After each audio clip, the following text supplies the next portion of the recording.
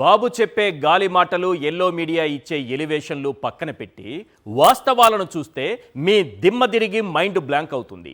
సంపద సృష్టిస్తానన్న గాలి మాట ఎప్పుడో గాల్లో కలిసిపోయింది. ప్రపంచంలోనే ఆంధ్రప్రదేశ్ను నెంబర్ 1 చేస్తానన్న గాలి మాట ఎప్పుడో ఊపిరొదిలేసింది. బాబు చేసే విధ్వంసానికి మసిపూసి విజన్ అని మారేడుకాయ చేసి మనల్ని భ్రమల్లో ముంచేస్తుంటారు.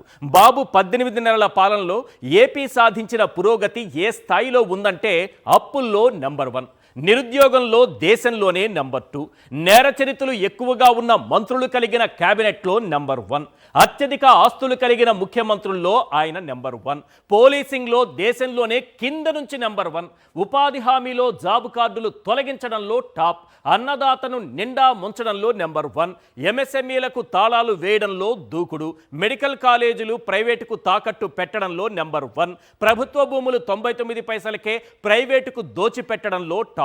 ఇలా చెప్పాలంటే చాలానే ఉంది. కానీ ఇవేవి మన కళ్లకు కనబడకుండా ఎల్లో మీడియా అవాస్తవాలతో మన కళ్లను కప్పేస్తూ ఉంటుంది. ఈ 18 నెలల కాలంలో చంద్రబాబు నాయుడు గారి విధ్వంసం ఏ రేంజ్లో ఉందో ఆధారాలతో సహా ఒక్కసారి చూద్దాం. మళ్ళీ చెబుతున్నా, గాలి మాటలు కాదు, ఆధారాలతో సహా ఒకసారి మనం చూద్దాం. ముందుగా అప్పులకు సంబంధించి రైట్, అప్పుల్లో 2025-26 ఆర్థిక సంవత్సరంలో ఏప్రిల్ టు సెప్టెంబర్ మధ్య బడ్జెట్ అప్పులు అన్ని రాష్ట్రాలు చేసినటువంటి అప్పుల్లో ఒక్కసారి చూస్తే మన ఆంధ్రప్రదేశ్ టాప్లో ఉంది సార్. టాప్లో నిలబెట్టారు చంద్రబాబు నాయుడు గారు. సంపద సృష్టిస్తానన్న చంద్రబాబు నాయుడు గారు ఏప్రిల్ టు సెప్టెంబర్ మధ్య ఆంధ్రప్రదేశ్ చేసినటువంటి అప్పులు చూస్తే 63,052 కోట్లు. నెక్స్ట్ మధ్యప్రదేశ్ ఉంది 49,100 కోట్లు, తెలంగాణ 45,139 కోట్లు, రాజస్థాన్ 35,000 కోట్లు, కేరళ 30,000 కోట్లు. ఈ రకంగా చూసుకుంటే పశ్చిమ బెంగాల్, కర్ణాటక, పంజాబ్, గుజరాత్, మహారాష్ట్ర. కానీ ఆంధ్రప్రదేశ్ ఎక్కడుంది? టాప్లో ఉంది. అది చంద్రబాబు నాయుడు గారి విజన్ అంటే. ఇది కదా సంపద సృష్టి అంటే. ఇది మనకి ఎల్లో మీడియా మసిబూసి మారేడుకాయ చేస్తూ ఉంటుంది. ఇక్కడ వాస్తవం చూస్తే మాత్రం అప్పుల్లో ఆంధ్రప్రదేశ్ టాప్ ఉంటుంది. ఓవరాల్ అప్పులు వేరు సార్. ఆ లెక్కలు ప్రతిసారి మనం చెప్పుకుంటూనే ఉంటాం. 2 లక్షల కోట్లు దాటేసింది, 2,10,000 కోట్లకు దాటి వెళ్ళిపోతూ ఉంది.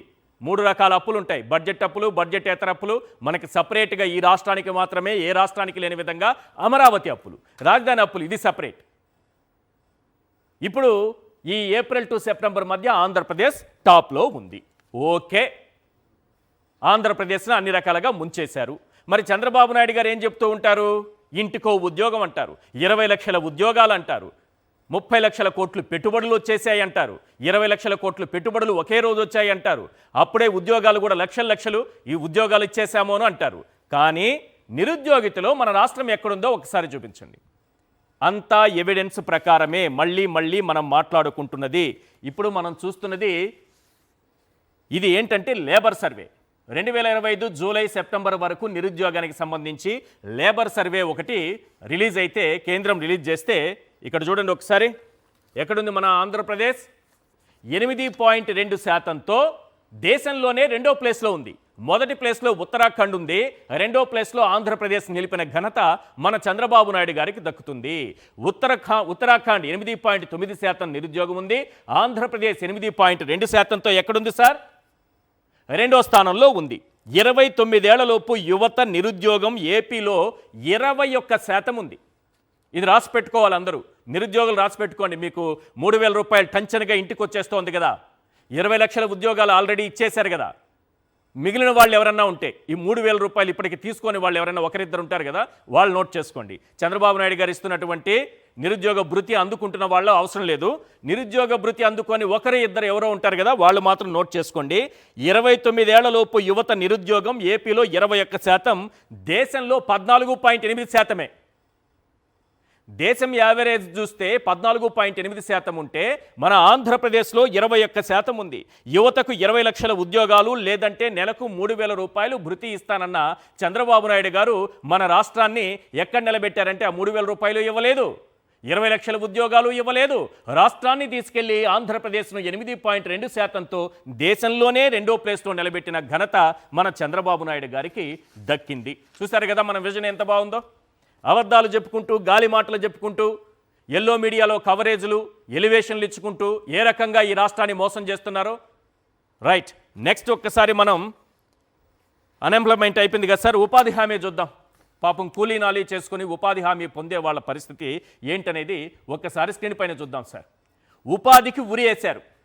ఏం జరిగిందంటే ఈ ఏడాది ఏప్రిల్ నుంచి ఇప్పటి వరకు 18.63 లక్షలు, దాదాపు 19 లక్షల జాబ్ కార్డులు కట్ చేసేశారు. 19 లక్షల మందికి అసలు ఉపాధే లేకుండా చేసిన ఘనత మన రాష్ట్రానికి మాత్రమే దక్కుతుంది. ఈ కేవైసీ ముసుగులో లక్షల కార్డులు ఏరేసేశారు. ప్రత్యర్థి పార్టీల మద్దతుదారుల ఎవరైనా ఉన్నారు అంటే కనిపెట్టి వాళ్ళ జాబ్ కార్డులు తొలగించేస్తున్నారు. నిబంధనల ప్రకారం ఎలా తొలగించాలయ్యా, దానికి కేంద్రం ఒక చట్టం తీసుకొచ్చింది. ఆ చట్టం ప్రకారం ఎలా తొలగించాలంటే గ్రామ సభల్లో చర్చించాకే నిర్ణయం తీసుకోవాలి. బాబు వచ్చాక ఉపాధి కరువు, పని దినాల్లో కోతలు పెట్టారు. ఉపాధి పనులు లేక అల్లాడిపోతున్నారు లక్షలాది నిరుపేద కుటుంబాలు. ఇలా గ్రామ సభల్లో చర్చించకుండానే 18.63 లక్షల జాబ్ కార్డులు తొలగించిన ఘనత ఈ రాష్ట్రానిది, ఆంధ్రప్రదేశ్దే. మన ముఖ్యమంత్రి గారి పాలనలో ఈ స్థాయికి ఎదిగాం మనం. ఉపాధికి ఉరి వేసేశారు. గత 40 రోజుల్లోనే మీరు లాస్ట్ ఒక ఇది ఎప్పుడిది ఈ 40-45 రోజుల్లో లాస్ట్, లేదంటే 2 నెలలు తీసుకోండి. ఈ 2 నెలల కాలంలోనే ఎన్ని జాబ్ కార్డ్స్ తొలగించారో తెలుసా? 16 లక్షల జాబ్ కార్డ్స్ ఈ 2 నెలల్లో జరిగినవే. మొత్తం చూస్తే ఏప్రిల్ నుంచి 18.63 లక్షలు.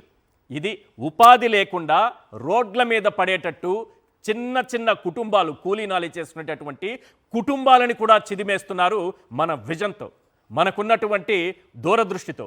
మనం భవిష్యత్తులో ఏం జరగబోతుందో ముందే ఊహించేస్తాం. కానీ 18,63,000 జాబ్ కార్డ్స్ చంద్రబాబు నాయుడు గారు ముందే తొలగించాలని ఊహించుకున్నారో ఏమో కానీ మనం ఊహించుకోలేకపోయాం.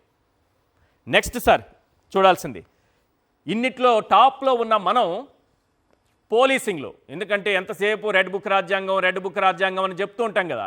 కాబట్టి మన పోలీసింగ్కి, మన పోలీస్ వ్యవస్థకి ఏ స్థాయి ర్యాంకింగ్ వచ్చిందంటే ఈ దేశంలో అన్ని రాష్ట్రాలు, కేంద్రపాలిత ప్రాంతాలు కలిపి 36 ఉంటే ఆ 36లో మన రాష్ట్రానికి వచ్చినటువంటి ర్యాంక్ కింది నుంచి 1వ ర్యాంక్. ఇంతసేపు టాప్లోనే నిలిపాం కదా, కింది నుంచి 1వ ర్యాంక్ తీసుకొచ్చి మన పోలీసింగ్ని, పోలీసు వ్యవస్థను చంద్రబాబు నాయుడు గారు రెడ్ బుక్ రాజ్యాంగం కలిపి ఏ స్థాయికి దిగజార్చారో ఒక్కసారి చూడండి. 36వ స్థానంలో తల దించుకొని మన పోలీసు వ్యవస్థ తల దించుకొని నిలబడింది సార్. 16.7% అంట మనకు వచ్చిన మార్కులు. 100కి మనకు వచ్చింది 16 మార్కులు. 35 మార్కులు వస్తే పాస్ అవుతారు, కనీసం పాస్ మార్కులు కూడా తెచ్చుకోలేదు. ఇంతకంటే దౌర్భాగ్యం ఉంటుందా? ఎక్కడికి తీసుకెళ్తున్నారు ఈ రాష్ట్రాన్ని? ఏం చేయాలనుకుంటున్నారు ఈ రాష్ట్రాన్ని? విజన్ అని చెప్పి ఏదో పైరుకు కూడా గాలి ఏవైపోతుందో తెలుసుకొని దాంతో డ్రోన్లు పంపించి ఏ మొక్క మీద ఏ పురుగుంది, ఎంత మందు జల్లాలి, ఏ మొక్కకి జల్లాలి, ఎంత జల్లాలి అన్నీ కూడా తెలిసిపోతాయి. కానీ మనం ఈ స్థాయిలో దిగజారిపోతున్న పరిస్థితుల్ని మాత్రం తెలుసుకోలేకపోతున్నాం. మనకి విజన్ ఉంటుంది. ఆ విజన్ ఇందుకు పోలీసు వ్యవస్థని 36వ స్థానంలో నిలబెట్టడానికి. పోని ఒకసారి ఇది కూడా చూద్దాం, ఎక్కడెక్కడ ఎన్ని మార్కులు వచ్చాయి. 16 మార్కులు ఒకసారి చూస్తున్నాం. పరిపాలనా సంస్కరణలకు మార్కులు లెక్కన అనుకుందాం మనం. 20 మార్కులకి 8.77 మార్కులు వచ్చాయి. ఇక్కడ పర్సంటేజ్లో ఉంది, మార్కుల రూపంలో సులభంగా అర్థమయ్యే భాషలో మాట్లాడుకుందాం. నిర్వహణ సమర్థతకు 45 మార్కులకి ఈ పరీక్ష పెట్టారనుకోండి, మన పోలీసు వ్యవస్థకి 7.93 మార్కులు వచ్చాయి. 8 మార్కులు వచ్చాయి అనుకుందాం. అటు ఒక 8, ఇటు ఒక 8, 16 మార్కులు వచ్చాయి. సాంకేతిక సమాచార 25 మార్కులకి 0 మనకు వచ్చింది.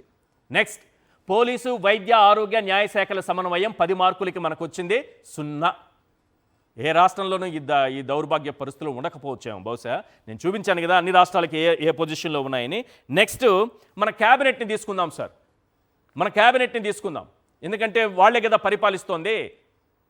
నేర చరిత్రలో మనం నెంబర్ 1 పొజిషన్లో ఉన్నామని ఏడీఆర్ రిపోర్టు మనకు చెప్తోంది. ఏడీఆర్ రిపోర్టు ప్రకారం, అసోసియేషన్ ఫర్ డెమోక్రటిక్ రిఫార్మ్స్ ప్రకారం ఏపీలో 96% మంత్రులు నేర చరిత్రలే ఉన్నారు. చూడండి, చంద్రబాబు నాయుడు గారి పైన 19, డిప్యూటీ సీఎం పైన 8, వాసంశెట్టి సుభాష్ 12, అచ్చెన్నాయుడు 13, నారా లోకేష్ 17, కొల్లు రవీంద్ర అందరి పేర్లు చదవలేదు, నారాయణ 8, కొల్లు రవీంద్ర 15, రాంప్రసాద్ రెడ్డి 5, సవిత 10, వంగలపూడి అనిత 7, కందుల దుర్గేష్ 7, నిమ్మల రామానాయుడు 20, బీసీ జనార్దన్ రెడ్డి 9. సరే, ఇవన్నీ చూసుకోండి, మీరే లెక్కేసుకోండి. ఇవన్నీ 96% మంది మంత్రులు నేర చరిత్రలతో కూడినటువంటి క్యాబినెట్ కలిగి దేశంలోనే నేర చరిత్రల క్యాబినెట్ కలిగినటువంటి దాంట్లో నెంబర్ 1 పొజిషన్లో ఉందని నేననట్లేదు, మన ఏడీఆర్ రిపోర్టు చెబుతోంది. వాళ్ళు ఇచ్చినటువంటి అఫిడవిట్ల ఆధారంగా ఏడీఆర్, దయచేసి ఇది ఏడీఆర్కి సంబంధించిన రిపోర్ట్ అని మాత్రమే చూడండి. వాళ్ళ అఫిడవిట్ల ఆధారంగా పూర్తి ఆధారాలతో ఏడీఆర్ చెప్పినా నేను అదే చెప్తుంది, నేను చెప్పినా అదే చెప్తాను. నెంబర్ 1 పొజిషన్లో మనం ఇక్కడ ఉన్నాం క్యాబినెట్కి సంబంధించి. నెక్స్ట్, ఈరోజు చంద్రబాబు నాయుడు గారు కొత్త ప్రోగ్రాం తీసుకొచ్చారు. ఏదో రైతన్న నేను వస్తాను మీ ఇంటికి అని, రైతన్న కోసం కొత్త ప్రోగ్రాం తీసుకొచ్చారు. వాళ్ళ ఇంటికి పోతారట. అప్పుడు 2014-19లో వస్తున్నా మీకోసం అన్నారు, ఈసారి రైతన్న నీకోసం అంటున్నారు. మొత్తానికి అప్పుడు 80,000 కోట్లది 15,000 కోట్లు చెల్లించి రైతు రుణమాఫీ ఎగ్గొట్టిపోయారు. ఇప్పుడు చూడండి ఒకసారి అన్నదాత పరిస్థితి ఎలా ఉందో చూడండి సార్. వాళ్ళ ఇంటికి వస్తారంట చంద్రబాబు నాయుడు గారు, మంత్రులు, ఎమ్మెల్యేలు, నాయకులు అందరూ ఇళ్ళకి పోతారట, రైతులు ఇళ్ళకి పోతారట. వీళ్ళు ఏం చేస్తారు సార్? వీళ్ళు ఏం చేస్తారు? మొక్కజొన్న రైతులు రోడ్డు పాలు. మొక్కజొన్న చూడండి, ఆత్మకూరు, నంద్యాల జిల్లా ప్రభుత్వం కొనుగోలు చేయకపోవడంతో మొత్తం మొక్కజొన్న రోడ్లో పడేశారు. ఇది మొదటిది. ఇలా అనిపిస్తుంది కదా. ఇది నెక్స్ట్, పత్తి రైతుని ఎత్తిన సర్కారు కత్తి, మొత్తం పత్తి పంటంతా నాశనం చేసుకుంటున్నాడు రైతు. నెక్స్ట్ చూడండి, పొగాకు రైతులు నిలువున దగ, మొత్తం తగలబెట్టేసుకుంటున్నారు రైతులు. ఇక్కడ చూడండి, అరటి రైతు కష్టాలు అనంతం. అరటి చూడండి ఎలా పడేశారు. గిట్టుబాటు ధర ఉంటే కదా, ఏముంది సార్. నెక్స్ట్, టమాటా ధర డమాల్. బత్తాయి రైతుల బాధ పట్టని చంద్రబాబు, బత్తాయిలన్నీ కూడా వాళ్ళే పంటంతా నాశనం చేసుకుంటున్నారు. ఇక్కడ చూడండి, మామిడి మటాష్, తిరుచానూరు మండి, మామిడికాయల మండి దగ్గర ఎట్లా పడేశారు చూడండి మామిడి. ఉల్లి రైతు కంట కన్నీరు, ఇక్కడ ఉంది కదా ఉల్లి రైతు. నెక్స్ట్, మొలకెత్తిన ధాన్యం. ఇప్పుడు చంద్రబాబు నాయుడు గారు అందరిలోకి వెళ్తారట, అందరినీ తీసుకొని, నాయకులందరినీ తీసుకొని. మరి వాళ్ళకి ఏం చెప్తారు? ఈ పరిస్థితులన్నీ చూశాక ఇవాల్టి బిగ్ క్వశ్చన్ ఒక్కసారి స్క్రీన్ మీద ఇవ్వండి sir. Right, today's big question. అప్పులు, నిరుద్యోగం, ఉపాధి హామీలో కోత, వ్యవసాయానికి వాత, ఇంతకన్నా విధ్వంసం ఉంటుందా? అప్పులు, నిరుద్యోగం, ఉపాధి హామీలో కోత, వ్యవసాయానికి వాత. ఇప్పుడేమో ఇంటికి పోతానంటున్నారు, అదంతా రైతుల తలరాత ఏంటో. ఇంతకన్నా విధ్వంసం, చంద్రబాబు నాయుడు గారు చేసిన విధ్వంసం ఈ దేశంలో ఏ రాష్ట్రంలోనైనా ఉంటుందా? ఇంతకన్నా విధ్వంసం ఉంటుందా? ఎవిడెన్స్తో సహా చూసాం ఇంతవరకు, మనం ఆధారాలతో సహా చూసాము. ప్రతి ఒక్కటి ఎవిడెన్స్తోనే మాట్లాడుకుందాం.